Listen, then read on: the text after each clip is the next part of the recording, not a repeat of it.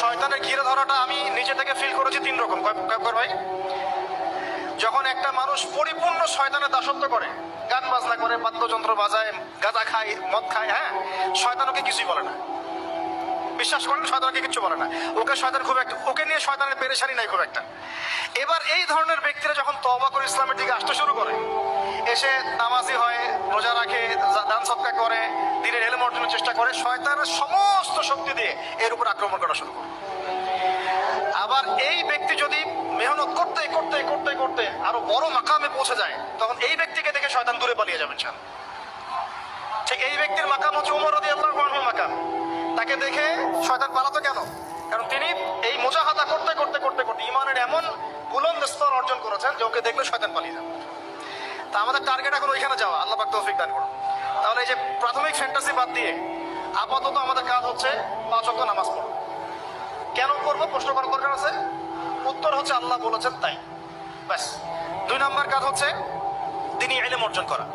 দ্বীনি ইলম অর্জনের কোনো বিকল্প নাই। আর ইলম অর্জন এই 2 মাস 3 মাস 1 বছর এগুলো করলে হবে না ভাই। এই মাঝখান থেকে একটা বই টান দিচ্ছেন, ওই একটা বই টান দিচ্ছেন, অমুক রাইটারের একটা বই পড়লাম, অমুক তমুক একটা পড়লাম, এভাবে হবে না। 98% যুবক এভাবে পড়াশোনা করে আমাদের জেনারেল শিক্ষিত।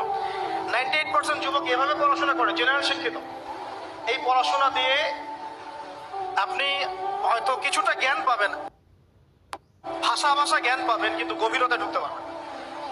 আর ইব্রাহিম আলাইহিস সালামকে বলা মাত্রই কোনো বিজ্ঞান নাই, কোনো যুক্তি নাই, কোনো দর্শন, কিছুই নাই। তিনি বললেন সামি'না ওয়া আতা'না, শুনলাম মানলাম।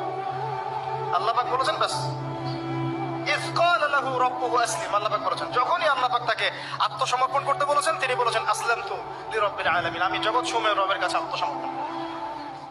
সন্তানকে রেখে আসো ওই যে জনমানব শূন্য জায়গায়, কাবা ঘরের ওখানে। কোনো মানুষ আছে? কোনো প্রাণী আছে? পানিও নাই, খাবারও নাই, কিছুই নাই। কোনো পাগল ওই কাজ করতো নাকি যুক্তি বিজ্ঞান দর্শন দিয়ে? বলেন, আপনার কি লজিকে ধরে এটা? আমি পারবো আমার সন্তানটাকে রেখে আসতে, আমার স্ত্রীকে রেখে আসতে? ইব্রাহিম আলাইহিস সালাম করলেন। এই যে যখনই আল্লাহর হুকুম এসেছে তখনই নিজের মাথাটাকে সমর্পণ করা, এটাকে আল্লাহ পাক বলছেন ইসলাম। এটা কি বলছেন? এটাই ইসলাম। এখানে আমার যুক্তির দরকার নাই, বিজ্ঞানের দরকার নাই। থাকতে পারে বৈজ্ঞানিক ব্যাখ্যা, আমার না জানলেও চলবে। থাকতে পারে যুক্তি, না জানলেও চলবে। থাকতে পারে কোনো দর্শন, না জানলেও চলবে। আল্লাহর হুকুম, এটাই বড় কথা, ব্যাস। এর নাম হলো ইসলাম। এখন বলেন, এই ইসলামের আওতায় কত পার্সেন্ট মুসলিম আছে বাংলাদেশে? আল্লাহ পাকের হুকুম আসছে, বাস মাথা পেতে দিচ্ছে। বলেন এখন দেখি। তো এই যে আমরা বলি 90% মুসলিমের দেশ, একটা ডাহা মিথ্যা কথা। যেমন ইব্রাহিম আলাইহিস সালাম জীবনের পদে পদে এভাবে আত্মসমর্পণ করেছেন, ঠিক তেমনি মুহাম্মদ সাল্লাল্লাহু আলাইহি ওয়াসাল্লাম পুরো জীবনভর যখনই আল্লাহর যে হুকুম এসেছে মাথা পেতে নিয়েছে। মিল আছে না? সমাজ বাধা দিয়েছে ইব্রাহিম আলাইহিস সালামকেও, মুহাম্মদ সাল্লাল্লাহু আলাইহি ওয়াসাল্লাম। তারা উভয়ই সমাজের এই প্রচলিত জাহিলিয়াতের বিরুদ্ধে লড়াই করেছে। ইব্রাহিম আলাইহিস সালামকে আগুনের পরীক্ষা দিতে হয়েছে, তাই না? আর নবী সাল্লাল্লাহু আলাইহি ওয়াসাল্লামকে বললাম 15টা গালি খেতে হয়েছে, 16 বার হত্যা করার চেষ্টা করা হয়েছে। ইব্রাহিম আলাইহিস সালাম বলতেন হাসবি আল্লাহ ওয়া নি'মাল ওয়াকিল। সারা জীবন নবী সাল্লাল্লাহু আলাইহি ওয়াসাল্লাম বলেছেন হাসবুনাল্লাহু ওয়া নি'মাল ওয়াকিল। সূরা তাওবার শেষের দিকে পড়ে দেখেন। ইব্রাহিম আলাইহিস সালামকে শেষমেশ ওই এলাকার সমাজ ছেড়ে চলে যেতে হলো ওই যে ইয়াতে বাইতুল মাকদাসের ওখানে। ঠিক একইভাবে মুহাম্মদ সাল্লাল্লাহু আলাইহি ওয়াসাল্লামকে 13 বছর জুলুম সহ্য করার পরে চলে যেতে হলো মদিনায়। মিল আছে? ইব্রাহিম আলাইহিস সালামের সাথে কেউ নাই, তার স্ত্রী সারা আর এক স্ত্রী হাজেরা। মুহাম্মদ সাল্লাল্লাহু আলাইহি ওয়াসাল্লামের সাথেও খুব বেশি মানুষ নাই, গুটি কয়েক কিছু সাহাবা।